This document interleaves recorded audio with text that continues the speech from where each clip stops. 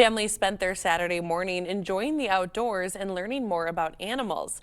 The Nature Place in La Crosse hosting its monthly family event, bringing the wonders of wildlife and seasonal discovery to people of all ages. Kids and parents can learn about local animals, plants, and how the area's ecosystem changes throughout the year, all through hands-on activities. Today's theme, how animals survive during the wintertime.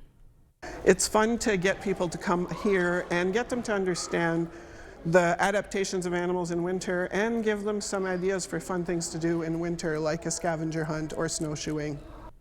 The Nature Place hosts free events just like this, one on the first Saturday of each month. Organizers say it gives families a fun way to connect with nature no matter the weather outside.